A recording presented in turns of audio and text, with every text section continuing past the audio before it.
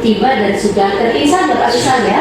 Oke, boleh tahu apa manfaat dari alat sebesar ini? Oke. Jadi sebenarnya HP itu bentuknya untuk sequencing, yaitu sequencingnya platform itu dari MPU, dan dia umumnya itu digunakan untuk sequencing yang berbasic genom besar atau genom banyak.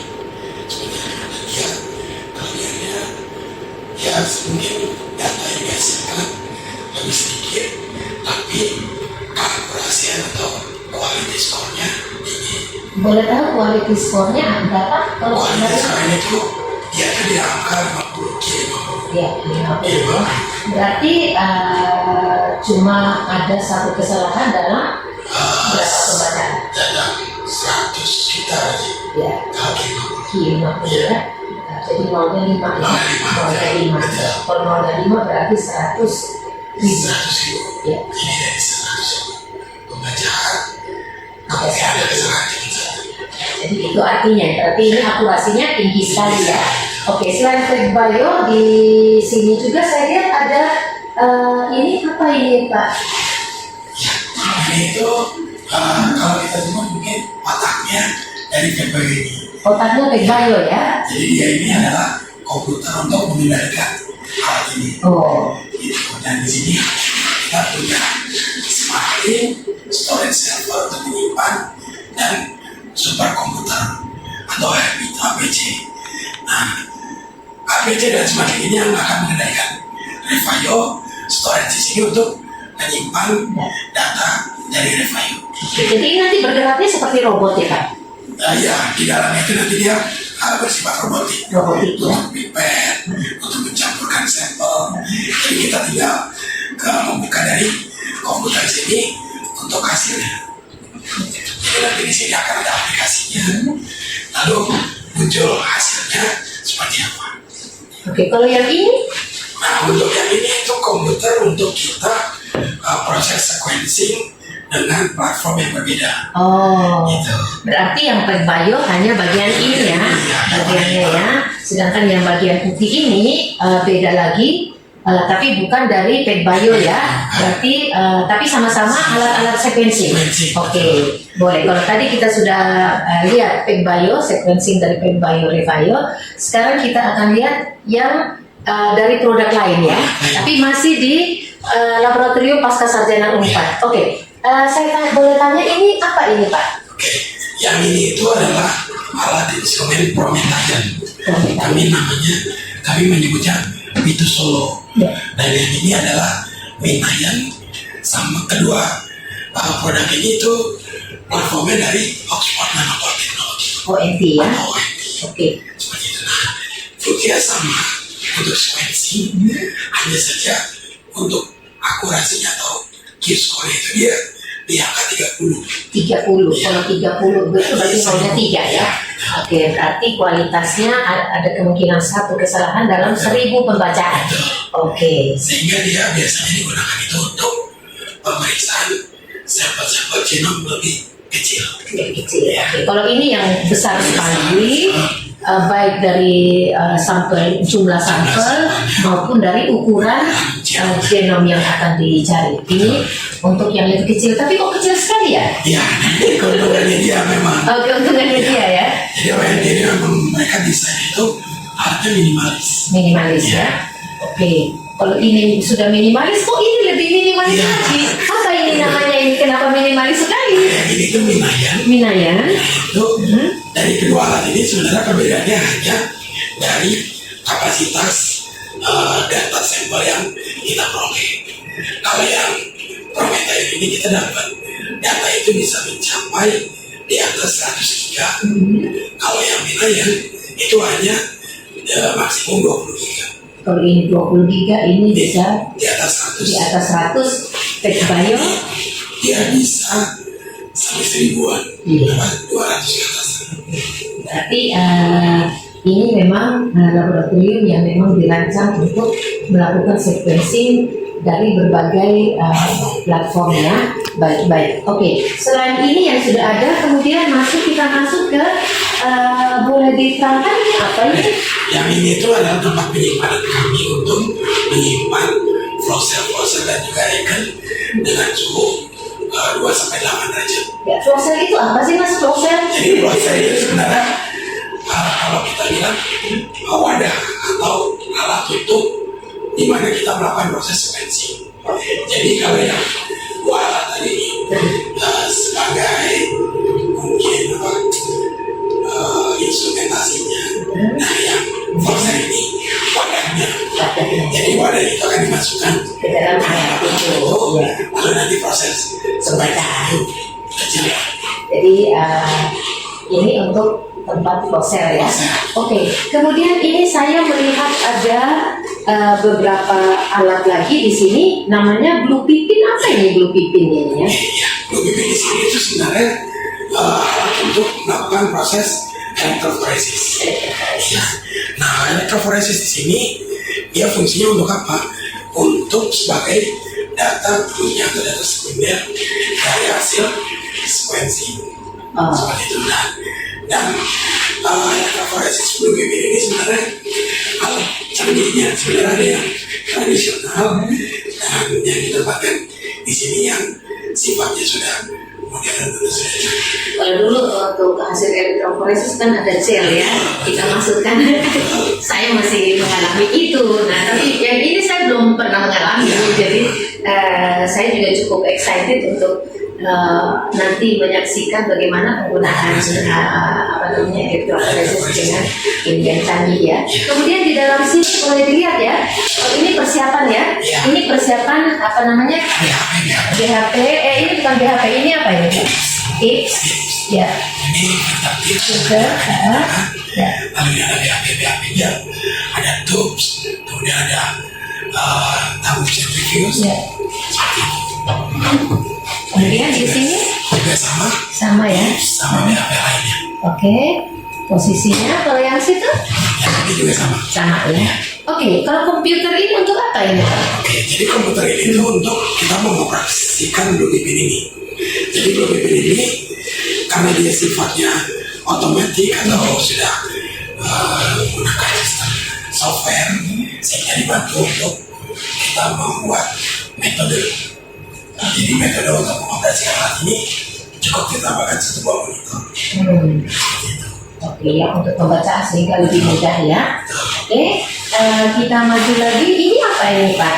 Oke, kalau ini kami sebutnya hula mixer Hula mixer ya. rotating mixer. Dia fungsinya untuk mencampur regen-regen saat proses preparasi.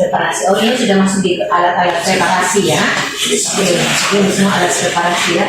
Hula berarti dia gini ya. Betul. Ya, oke. Kalau kami kan dulu biasanya kan yang sentrifuge ya begini. Kalau ini gini dia ya. Jadi perkembangan teknologi sudah berbeda dengan zaman saya.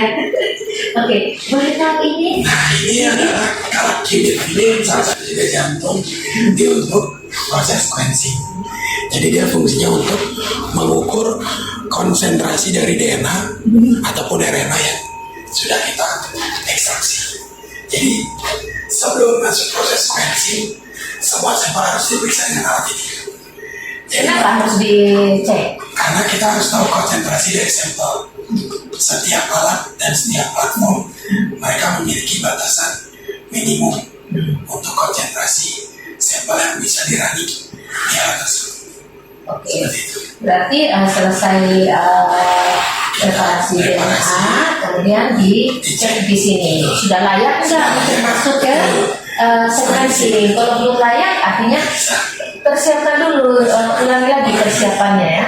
Oke, sehingga nanti tidak sia-sia ketika masuk ke sequencing. Nah, ini apa ini Pak? Oke, yang ini itu kami sebutnya thermocycler atau bisa juga digunakan untuk proses PCR. Jadi di sini sebenarnya Ini PCR? iya. Iya. Ya. Ini itu alat untuk PCR. Thermocycler, nah itu nanti dapat digunakan untuk proses inkubasi ataupun proses PCR sendiri. Karena nanti di sini akan ada pengaturan suhunya. Suhunya ya, di sini kelihatan suhunya ya. Mini sekali ya. Betul. Oke, kalau ini Nah, yang ini yang tadi dibilang hampir sama dengan pola mixer. Pola mixer. Dengan kapsul centrifuge. centrifuge ya. Oke. Seperti itu. Jadi ini kalau pola mixer perputarannya up and down, kalau ini horizontal. Oke, dan ini tentu saja ini pipet ya. Oke, kemudian kita akan masuk ke ruangan selanjutnya. Ya. Nah, di ruangannya kami set untuk proses ekstraksi. Ekstraksi ya. Jadi sampel-sampel yang nanti datang akan dilakukan proses ekstraksinya di sini. Di sini udah yang disediakan BSJ sama autoclave. Apabila sampelnya sudah selesai dan harus degradasi atau direduce. Seperti itu. Oke. Jadi ini preparasi DNA-nya di sini ya. Berarti ini termasuk wet-wetnya dari sini sampai sini ya. Terus sini ya. Kemudian di sini sudah masuk dry, masuk sampai situ ya. Oke. Kemudian masih ada lagi alat yang saya lihat. Ini alatnya elemen teknologi. Tapi saya belum tahu ini apa maksudnya apa sih ini alat ini? Sebenarnya ini ada satu alat lagi yaitu namanya tape station. Tape station itu dia fungsinya untuk mengukur fragmen dari hasil proses fragmentasi DNA yang kita peroleh. Gitu. Jadi ini tuh digunakannya hampir sama dengan blue pipin, cuman saja blue pipin itu kan skemanya elektroforesis. Ya, kalau di sini skemanya bukan elektro tapi langsung pembacaan fragmen. Oh, ini langsung pembacaan fragmennya ya. Oke, berarti artinya lebih canggih dari kalau dilihat di pipin ya. Oke, jadi ini nanti dari sini berarti dari sini baru masuk ke sequencing ya. Oke, berarti alat-alatnya sampai saat ini sudah hampir boleh dibilang 90% ya? Sudah 90%. Jadi masih ada kurang apa lagi boleh disampaikan? Sebenarnya masih kurang itu tinggal untuk centrifuge yang menggunakan plat. Kan kalau yang itu menggunakan tub. Ya.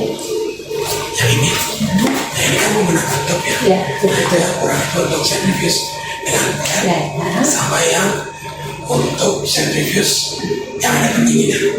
Refrigerator karena kadang ada beberapa sampel saat proses preparasi perlu dingin. Kemudian refrigeratornya sendiri mana? Itu storage. Oh di luar, rumahnya perlu refrigerator. Mana refrigeratornya? Jadi di sini ada refrigerator tidak ada. Jadi kenapa dikatakan 90%? Karena memang sudah ada ya, sudah ada hampir semua peralatan itu sudah ada. Jadi yang kurang centrifuge, satu centrifuge. Oke, baik.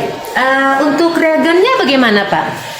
Boleh diceritakan mengenai reagen? Untuk reagennya itu sebenarnya kalau kita dari sequencing ya, itu reagennya semua masuk ke refrigerator minus 20, kecuali kalau sekarang dia di suhu 2-8 dan juga untuk reagen kubik sisanya itu semuanya masuk ke minus 20 ya.